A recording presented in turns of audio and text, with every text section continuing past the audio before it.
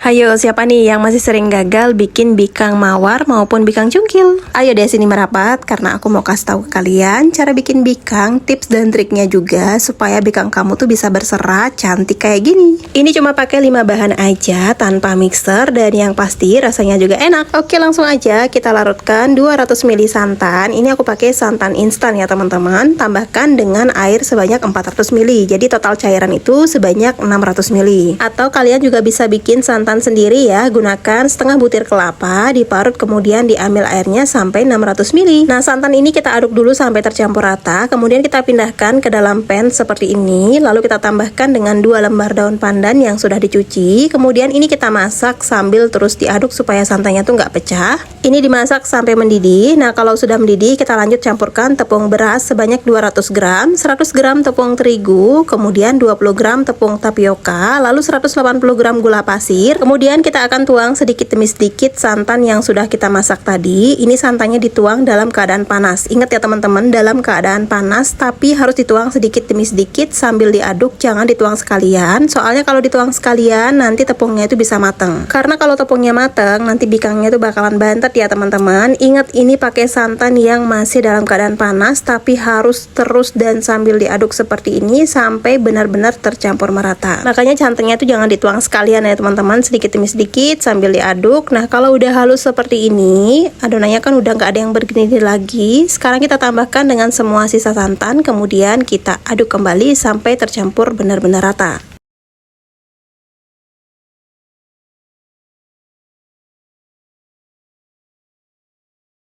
Nah, ini adonannya udah tercampur rata ya teman-teman, teksturnya juga udah halus, tapi untuk memastikan lagi tidak ada yang bergerindil, lebih baik kita saring kembali seperti ini. Nah, kalau sudah disaring, kemudian ini adonannya akan kita bagi menjadi kurang lebih 3 bagian. Nah, untuk pembagian adonan ini tergantung juga dengan warna yang mau kalian gunakan, karena di sini aku mau pakai 3 warna, yaitu hijau, warna pink, dan juga warna putih. Jadi aku bagi jadi 3. Di satu wadahnya kita beri dengan secukupnya pasta pandan, kemudian wadah lain beri dengan warna merah secukupnya. Kemudian ini tinggal kalian aduk aja sampai semua warnanya tercampur merata seperti ini ya teman-teman. Nah, kalau sudah selesai langsung lanjut kita panaskan cetakannya. Ini harus benar-benar panas dan perhatikan knopnya itu aku taruh di bawah ya teman-teman. Kalau udah benar-benar panas banget, tandanya itu ketika diciprati dengan air garam mengeluarkan banyak uap seperti ini. Nah, itu artinya cetakannya udah siap kita tuang dengan adonan. Kita tuang adonannya itu bergantian ya, sesuaikan aja dengan selera untuk urutan warnanya teman-teman.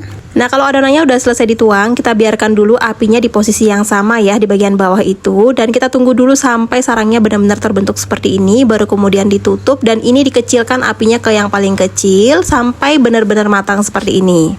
Nah, kalau bikangnya udah matang seperti ini, langsung aja kalian cungkil perlahan ya teman-teman, dan kalian bisa lihat sendiri ini sarangnya tuh cakep banget. Untuk cetakannya tuh nggak boleh dioles menggunakan minyak ataupun margarin sama sekali ya teman-teman, cukup diciprati aja dengan air garam. Air garam itu fungsinya supaya rasanya tuh lebih gurih. Nah, untuk cetakannya kenapa nggak dioles dengan minyak atau margarin? Karena kan kita mau bikin bikang cungkil ya teman-teman, kita butuh loyang yang lengket, jadi biar hasil mekarnya itu bisa cantik kayak gini. Gimana nih teman-teman? Gampang banget kan cara bikinnya? Ingat praktekin di rumah dan semoga berhasil.